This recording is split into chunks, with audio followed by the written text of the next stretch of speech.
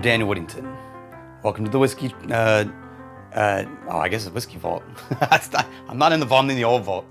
I'm the Chancellor of Wizard Academy and Whiskey Marketing School. This is Gifted Drams. This is where someone, usually a brand, has sent in a bottle specifically to be reviewed. And I've only got a couple that we haven't touched recently, and so I'm picking between two. And yeah, it's what I thought it was. So what we've got is a Westward. And this is kind of cool. This is what we call gifted drams, because sometimes we get sent stuff that I really do want to talk about, but there's no question they sent it so that we would promote them and put them on the channel, and I get that. So in exchange for like, yeah, I really do kind of want to talk about this, I mark these videos as sponsored content, and I tell you, hey, they sent this. I also tell them I can't promise I'm going to like it. And there have been a couple of videos that we've shot, and then I've never released them because I had nothing nice to say.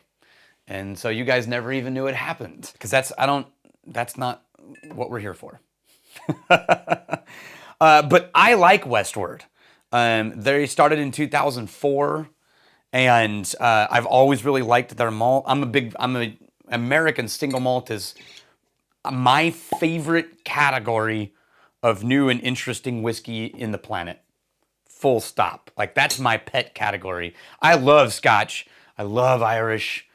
I'm okay with rye. I like bourbon sometimes. American single malt, oh, come on. Now that's exciting to me because of what's happening. And these guys have been around as long as anybody has been around. They're in Portland, Oregon. I don't know where they're aging their barrels, but I can't imagine in Portland.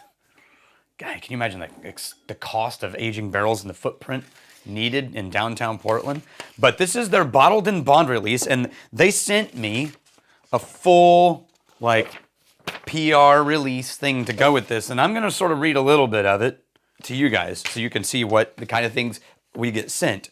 But first, I'm just going to tell you, this is their bottled in bond 100 proof single malt.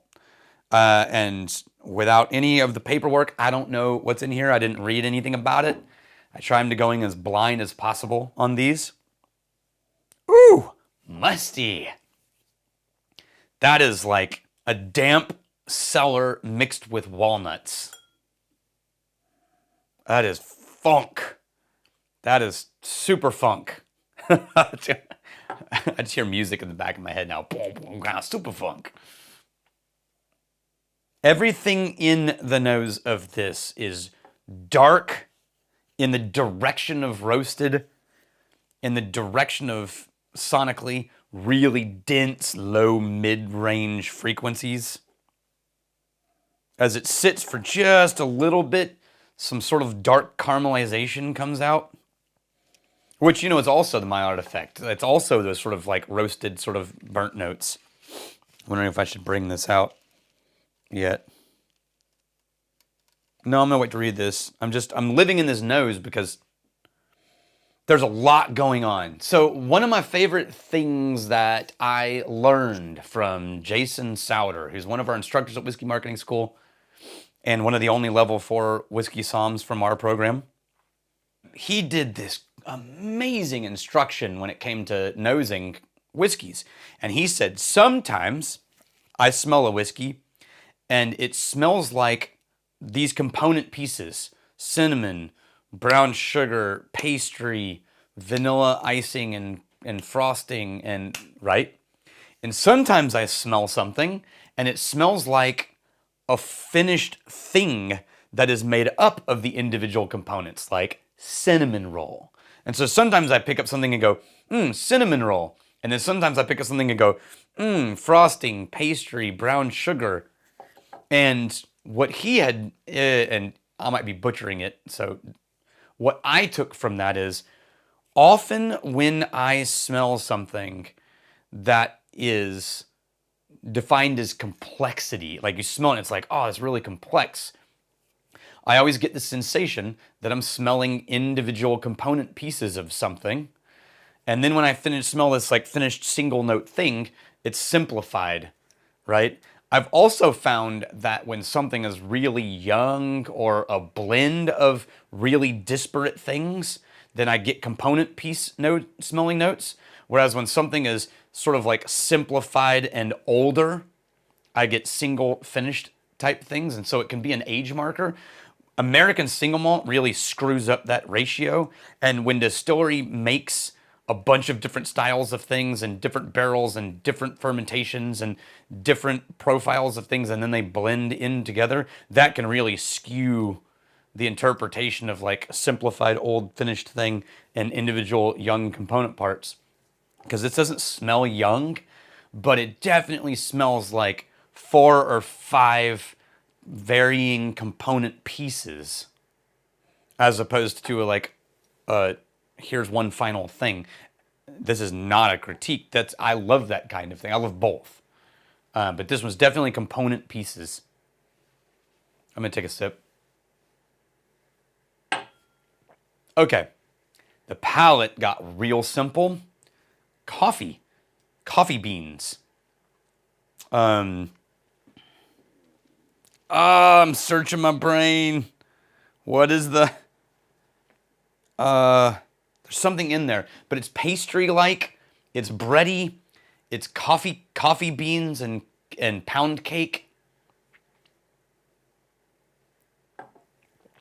Still the walnuts or nuts of waxy kind of. A little prickly, like sparkly. Spice is the wrong word, but there's a little bit of a like, hey, what would that be? That's not spice, but it's got prickle and sparkle, but it's not citrus. Oh, my brain. I'm so tired, guys. Sorry. I'm shooting this batch of videos. It's after a 2.5-day event where I've put in like 50 hours in 2.5 days, along with my team, not just me by myself. And but I'm really tired, and my brain's not firing on all cylinders. Okay. Maybe in the paper I'll read, I think they put tasting notes suggested in there. Maybe they'll say something and then I'll be like, that's it. Okay. I'm going to add a little water while I read. Let it sit. Let it sit for a second. Okay. So the email I got said, hey, this is their third 2024, maybe they do quarterly releases, Whiskey Club offering. So this whiskey was only available to the Westward Whiskey Club. Distilled in 2017, 7 years in Oregon. That puts it at one of the older age statement single malts, I think, currently being released in North America from Craft American Malt. The end result is an expression that proves the preeminence of the Northwest as the ideal place to raise world-class whiskey. Huh. Interesting. They talk about bottled and bond. I'm not going to read that. In case you don't know, bottled and bond is like the highest regulation requirement for American whiskey. It's not often used, but it just means one distillery, one distiller, one season, at least 4 years old, bottled at 100 proof. It's really a lot of requirements. Okay, and then their write-up on it says, Westward whiskey, the pinnacle of American whiskey. Wow. Easy. Guys, the pinnacle. Really? I mean, you're good. But the pinnacle? For over a century, the distinguished bottled and bond designation, okay. Bottled and bond, it's real specific.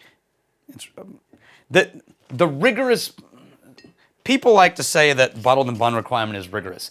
And it is, technically, compared to a lot of other requirements. But if you are running a distillery and your whiskey is at least 4 years old and the person distilling your product has worked for you for at least 4 years, it's really not hard to release a bottled and bond product. Every craft distillery with someone who's been distilling from the beginning, who's at least 4 years old, can release bottled and bond. That's not a huge deal. And I know that a lot of marketing companies like talk about like, ooh, bottled in bond, the most stringent of requirements. And yeah, it's not stringent though, it's just the most narrow, but it's not rare. Anybody who's at least 4 years old can release a bottled in bond product. It's just, when you're talking about stuff like that, you're talking to the whiskey people and whiskey nerds, but the general consumer doesn't know what bottled in bond means, and they don't care. So that's why you don't see most major brands really going after the bottled in bond marker, even if they are. There's some that's become a part of their hallmark, and it's just every time I meet a consumer who talks about those, they think that that's the name of the special release. Like there's one that's like a rye. Is it Rittenhouse? No, it might be Rittenhouse. That is bottled in bond rye, and it's just part of their brand. That's been a part of their branding forever.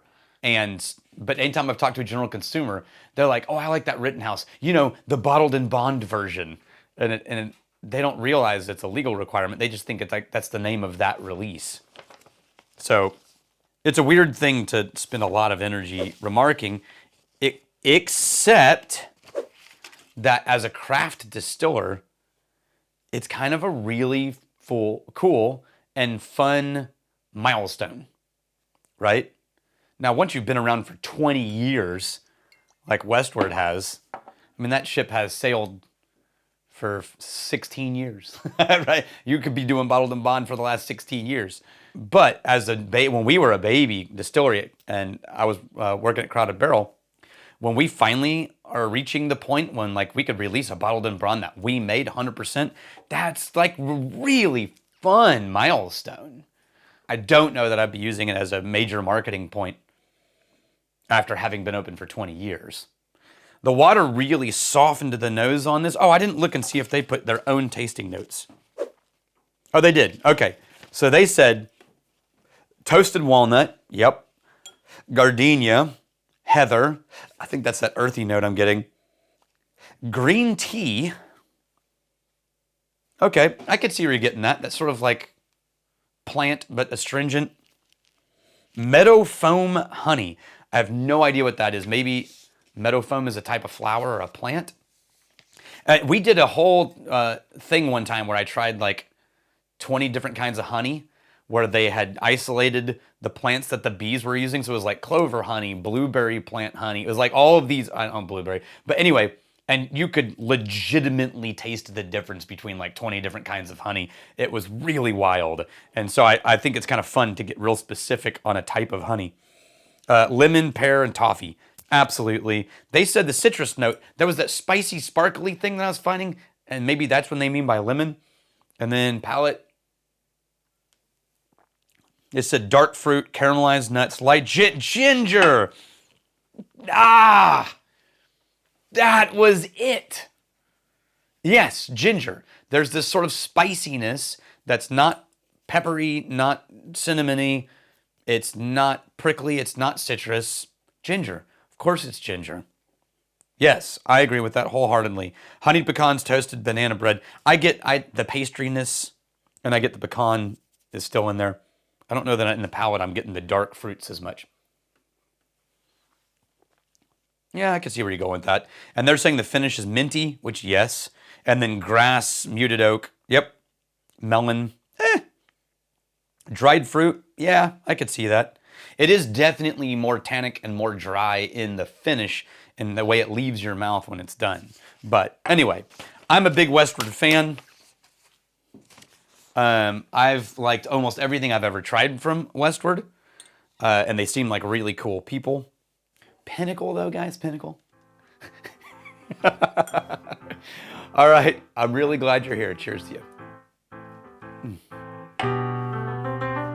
If you liked this episode, then you should like and subscribe to the pinnacle of whiskey YouTube.